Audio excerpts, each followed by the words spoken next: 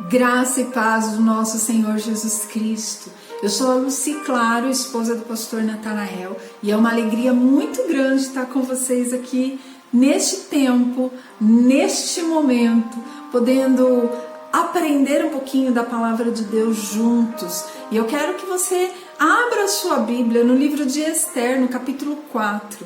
E enquanto você abre a sua Bíblia, gente, ter a Bíblia em mãos é muito bom, sabia? É importante, né? Cheirinho da palavra, você poder fazer anotações, é ótimo. Então, não use só a Bíblia no celular ali, no iPad, não use. Manuseie, tem uma Bíblia para manusear, para fazer os seus estudos, é muito bom.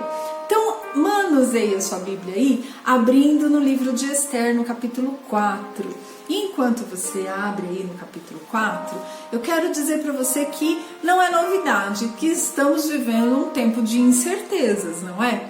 Um tempo onde nós não sabemos se amanhã terá cura para essa doença toda, se amanhã as coisas vão voltar à normalidade, se amanhã eu vou ter emprego, se amanhã eu posso sair na rua, nós não sabemos, porque o amanhã está tudo muito incerto. E não é difícil você encontrar pessoas, entre ali os seus amigos, seus familiares, que estão meio que barata tonta, né? Vivendo desnorteado. Pessoas que estão vivendo um medo paralisante.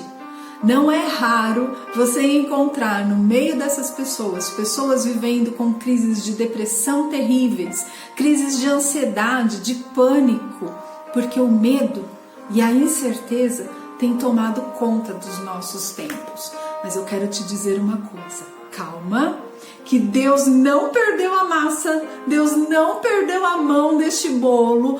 Calma, Ele tem o controle de tudo e quem sabe este não é o tempo certo para você, que é uma pessoa certa, ser usado por Deus.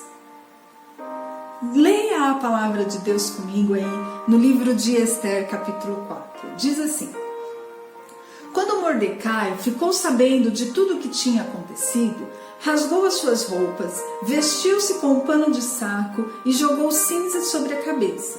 E saiu pela cidade chorando amargamente em voz alta. Então ele parou fora do portão do palácio real, pois ninguém tinha licença para entrar vestido de pano de saco. E em todas as províncias em que chegou o decreto do rei, havia grande desespero entre os judeus. Eles começaram a jejuar, a chorar e a se lamentar.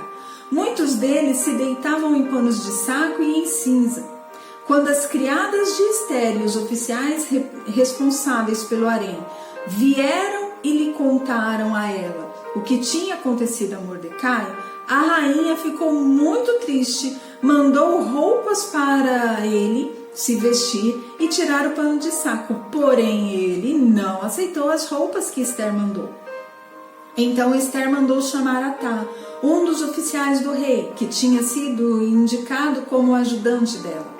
E ela lhe disse para ir ver Mordecai e descobrir o que estava acontecendo e por que ele estava se comportando daquela maneira.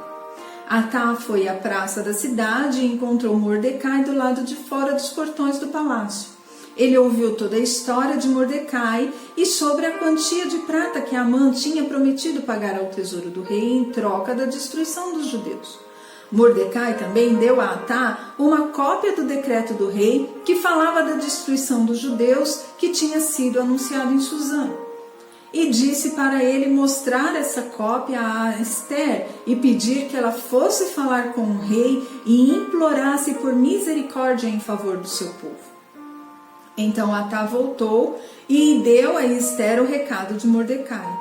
E Esther mandou Atá de volta e dizer a Mordecai: todos os oficiais do rei e o povo das províncias sabem que ninguém, nem homem nem mulher, pode entrar no palácio interno do rei sem ser chamado. Se entrar, será morto, a não ser que o rei conceda permissão, levantando seu cedro de ouro para a pessoa, assim poupando-lhe a vida. E já faz um mês que o rei não me chama.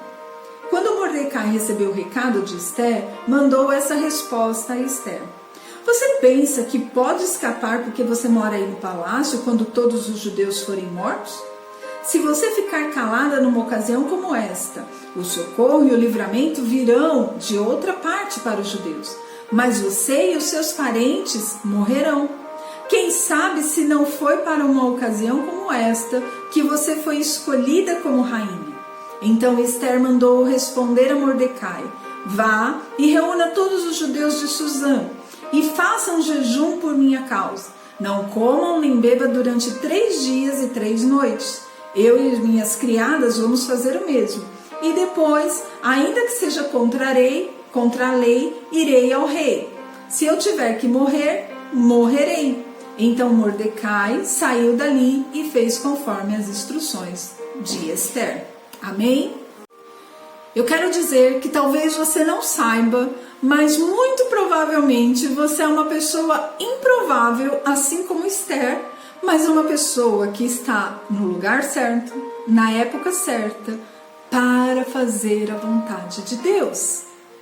Deus criou cada um de nós com um propósito, e o propósito de Deus é um propósito maior, é o propósito de glorificar o nome dele. Não é por acaso que você está nessa terra, não. Entenda uma coisa: de todas as pessoas do mundo, Deus encontrou o seu papai e a sua mamãe que tinham um DNA perfeito para formar você, para que hoje, neste tempo, você fosse a pessoa certa, no momento certo e no lugar certo, na época certa, para o propósito dele. Isso é muito louco de se pensar, né?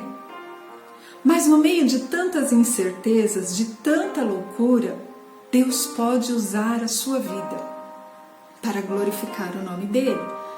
E isso porque ele enxerga além. Olha só, Ester era uma menina órfã. Ela não tinha os pais. Ela era escrava numa cidade que não era a dela, no meio de um povo que não era o dela. Era uma pessoa improvável, uma pessoa que tinha todas as chances ali de se tornar alguém revoltadinho, alguém todo ali, né, problemático, com crises existenciais, porque eu sou uma coitadinha que anda aqui. Mas Ester foi alguém que Deus levantou no tempo certo, no lugar certo, para se tornar rainha. O primo de Ester, ou tio de Ester, ele é aquele que cuidou dela por um tempo, está ali na porta do palácio, para falar com ela e contar: olha, deu-se uma desgraça, tá todo mundo passando um perrengue danado. E Ester já estava adaptada com tudo aquilo. Ela já estava tão entrosada com tudo aquilo que ela nem se deu conta que ele está ali vestido de pano de saco e de cinzas com um sinal de tristeza. Sabe o que Ester faz? A primeira coisa que Ester nota é que ele está vestido assim. Ela olha para o externo, ela olha para a aparência e manda levar roupa para ele. Olha que loucura! Não é mais ou menos como nós? Quantas vezes a gente se preocupa com a aparência? Eu não estou dizendo dessa aparência, eu estou dizendo de como ela. Peraí, você vai me envergonhar, põe uma roupa. Você não pode vir aqui de pano de saco, põe uma roupa. Quantas vezes a gente não fez coisas assim? Quantas vezes nós não olhamos o externo? Eu não posso falar que eu sou crente, sabe? Porque senão, o que vão dizer? Eu não posso dizer não para esse pecado, porque senão, o que vão falar de mim? Nos preocupamos com aquilo que os outros vão falar ao nosso respeito. Mas deixa eu te dizer uma coisa.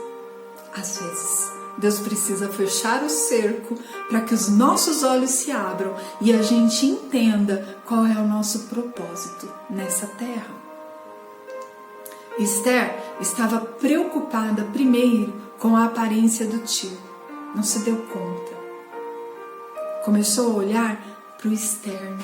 Mas olha o versículo 6 deste texto. Leia comigo aí, versículo 6. Atá foi à praça da cidade e encontrou Mordecai do lado de fora dos portões do palácio. Ele ouviu toda a história de Mordecai Ele ouviu toda a história de Mordecai e sobre a quantia de prata que Amã tinha prometido a pagar ao tesouro do rei, em troca da destruição dos judeus. Mordecai também deu a Atá uma cópia do decreto do rei que falava da destruição dos judeus que tinha sido anunciado em Susã, e disse para ele mostrar esta cópia a Ester e pedir que ela fosse falar com o rei e implorasse por misericórdia em favor do povo.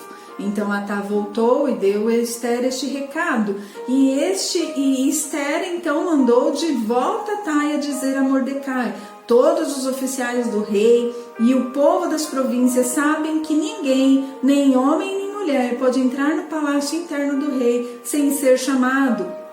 Se entrar, será morto, a não ser que o rei conceda permissão, levantando o seu cedro para a pessoa, poupando-lhe a vida.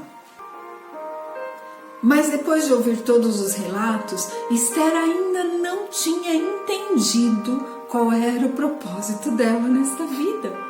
Ela não tinha entendido o lugar que Deus tinha colocado ela. Veja bem, ela ouviu tudo, mas não compreendeu, a ficha não caiu. É meio parecido com a gente, né? Estamos vivendo tudo isso e a gente, Houston é o seguinte, Houston, estamos vivendo uma pandemia, a crise é mundial, o negócio é sério, o bicho está pegando, mas eu não posso fazer nada, porque sabe, se eu sair lá para fora, se eu fizer alguma coisa, eu posso ser morto. É mais ou menos isso. Esther, ela ouve tudo e ela sabe que o problema é grande, mas sabe o que ela faz? Eu não posso fazer nada, porque se eu fizer qualquer coisa eu vou morrer. E ainda joga a culpa nos outros. Todo mundo sabe que se eu fizer isso que você está me pedindo, eu vou morrer. Ela não tinha entendido que ela era a pessoa certa, no lugar certo e na época certa. Ela não tinha compreendido o propósito de Deus para ela. Então, Mordecai manda este recado. Veja o versículo 12 aí.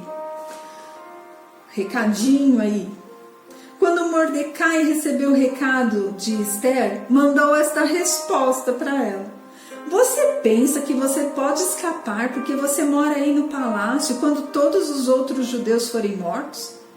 Se você ficar calada numa ocasião como esta, o socorro e o livramento virão de outra parte para os judeus, mas você e os seus parentes morrerão. Oi, você, presta atenção. Você acha que porque você está nessa redoma espiritual, porque você é um líder, porque você é um pastor, porque você tem uma posição, porque você não vai passar por nada? Mas todas as nossas dores foram levadas na cruz. Você acha que você não vai passar por nada? Veja o recadinho aí no versículo 14. Se você ficar calado numa ocasião como esta, o socorro e o livramento virão de outra parte para os judeus, mas você e os seus parentes morrerão. Se você ficar calado, se você não for o socorro, se você não for alguém que está à frente, tudo bem, Deus vai usar outro. Mas você ainda não entendeu qual é o seu propósito nesta terra. Não adianta você se isentar do problema, não adianta você se calar. Deus prefere usar você. Continua no versículo. Quem sabe não foi para uma ocasião como esta que você foi escolhida como rainha. Quem sabe não foi por uma ocasião como esta que você foi escolhido filho de Deus. Quem sabe não foi por uma ocasião como esta. Mas o problema é que muitos de nós preferem viver do passado. Na minha época, porque naquele tempo, aqueles hinos, aquele povo, aquele pastor, aquela igreja. Meu querido, minha querida, deixa eu te dizer uma coisa. Lembrar do passado é muito bom, é gostoso ser nostálgico. Mas nós precisamos prosseguir para o alvo. A fila anda. Até poucos meses atrás, aí, final do ano, eu ouvia muita gente reclamando. Esses jovens, essa igreja. Nós precisamos entender para que nós somos chamados, o propósito de Deus. O que é que você tem feito por amor ao povo que Deus amou? O que é que você tem feito para mudar a história daqueles que estão aí dentro da sua casa? O que é que você tem feito para mudar a história daqueles que estão ao lado? Teu vizinho da direita, teu vizinho da esquerda. Reclamar não vai adiantar. O que é que você tem feito para mudar? Sabe, irmãos, quando tudo isso começou, com essa crise, essa pandemia começou, eu comecei a ver alguns relatos de algumas clientes minhas com medo. E então caiu a minha ficha, sabe? Meus olhos foram abertos e eu falei, eu preciso fazer alguma coisa. E então eu me abri, coloquei a minha disposição e disse para as pessoas, olha, se você está com medo e precisa que alguém ore por você, meu telefone está aberto, você pode me ligar. Bom, eu falei isso no começo da tarde de uma sexta-feira. Eu fiquei do começo da tarde da sexta-feira até a manhã do sábado, na manhã do sábado seguinte, e orei por mais ou menos 50 pessoas. Mulheres que me ligavam desesperadas, chorando aos soluços. Eu tô com muito medo, eu não sei, eu tô com medo de morrer, por favor, ora por mim. E eu não fiz nada a não ser orar por essas pessoas. E eu entendo que nós precisamos saber que talvez seja para esta ocasião que Deus nos colocou em determinadas posições. Então não adianta nós vivermos do passado. A nossa época é agora. O nosso tempo é o hoje. Foi para hoje que Deus te levantou. Quem sabe não foi para uma ocasião como esta que Deus deu o esposo que você tem, que Deus deu a esposa que você tem. Quem sabe não foi por uma ocasião como esta que Deus deu este emprego que você tem. Quem sabe não foi por uma ocasião como esta que Deus te permitiu estar desempregado. A Bíblia fala que nós devemos pregar a tempo e fora de tempo. Mas também a Bíblia nos ensina que nós não somos o Espírito Santo. Não cabe a nós o poder de convencer as pessoas ou de converter as pessoas. Isso é um problema do Espírito Santo. A nossa parte é pregar, é testemunhar. Aí talvez você me fale, irmã Lucy, eu não sei pregar. Olha, eu não sei falar. Irmã Lucy, não dá, eu não sei nem orar direito. Olha, deixa eu te dizer uma coisa. Você sabe testemunhar. Não é possível que não tenha nada na sua vida que seja reflexo da glória de Deus e que você possa contar a outro. Se isso não está acontecendo, eu preciso que você avalie a sua vida espiritual, se realmente você tem Jesus como seu Senhor e Salvador. Porque aqueles que têm Jesus têm experiências com Deus. Agora, algumas pessoas acham que experiências com Deus é eu sair pulando, saracuteando. Escuta, experiência com Deus se vive na intimidade.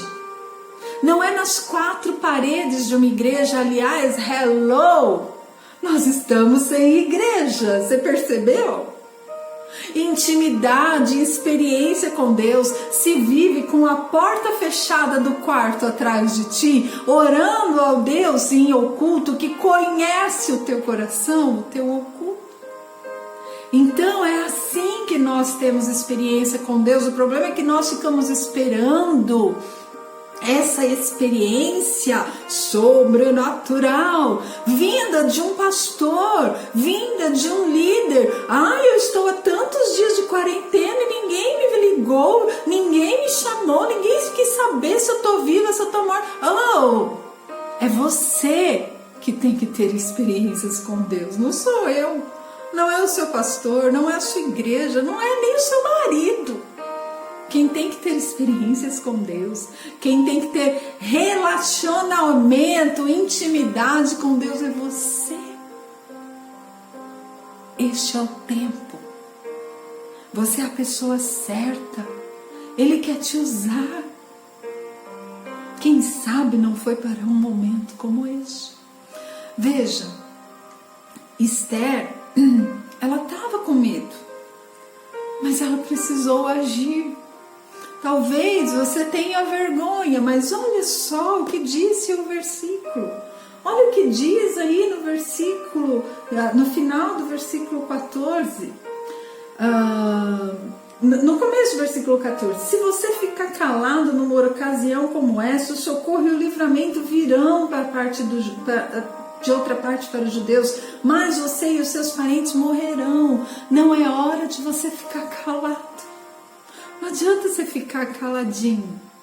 Este é o tempo, esta é a hora, este é o tempo dos pais se converterem aos filhos e os filhos se converterem aos seus pais. Este é o tempo das esposas ganharem seus maridos pelo seu testemunho e não pelo seu falar. Este é o tempo dos pais ensinarem os seus filhos no caminho que devem andar, a serem bons homens, boas mulheres. Este é o tempo de homens levantar as mãos santas em oração. Este é o tempo de você se tornar sacerdote da sua casa, marido. Este é o tempo. Esta é a ocasião que Deus preparou para que você comece a mudar as coisas e comece a mudar aí. Comece a mudar aqui dentro de você e depois aí na sua casa. Mas para isso você precisa ter intimidade com Deus. Não fique esperando uma live, não fique esperando alguém te ligar, alguém te mandar o devocional para você ter uma vida espiritual. O crescimento de uma vida espiritual depende única e exclusivamente de mim. Eu quero finalizar este tempo com vocês, dizendo como Esther, fazendo uma convocação, um chamado para que você retome a santidade. O que é viver em santidade? Santificar alguma coisa é separar aquilo para Deus. Separe-se para Deus.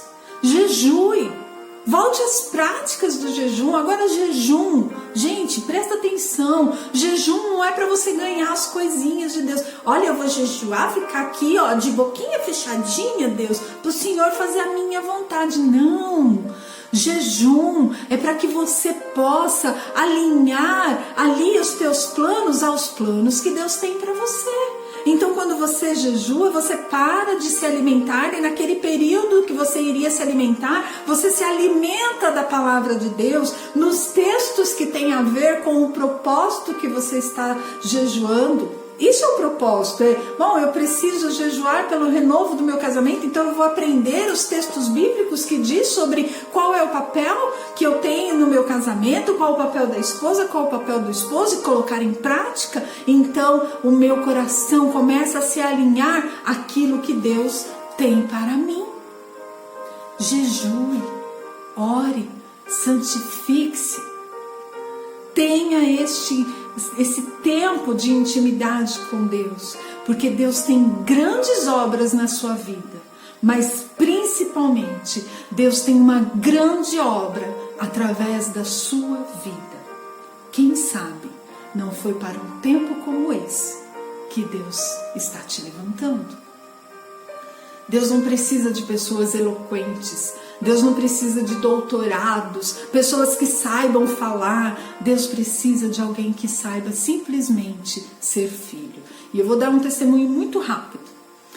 Quando os meus pais se converteram, meu pai e minha mãe, eles se converteram, entregaram seu coração a Jesus em um culto em que todos nós ríamos do pregador. Porque era um jovem que estava pregando pela primeira vez e ele falava assim: porque Deus exige de nós santidade, Deus exige de nós uma vida de oração. E a gente tirava o sarro dele. Como é que pode? O cara vai pregar e fala exige ao invés de dizer exige. Mas o meu pai e a minha mãe, que vieram lá do sertão do Pernambuco, ouvindo aquela palavra, falaram: Deus ama pessoas como eu, que não sabe nem ler direito, muito menos escrever direito. Então Deus não precisa de pessoas totalmente letrados para que sejam usados para levar a glória dele.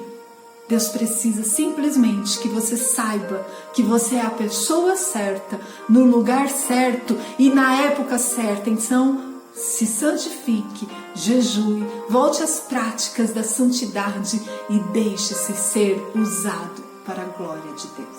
Amém? Que Deus abençoe sua vida. Obrigada por essa oportunidade. Que a graça e a paz do Senhor seja sobre a sua casa. Obrigada pela oportunidade.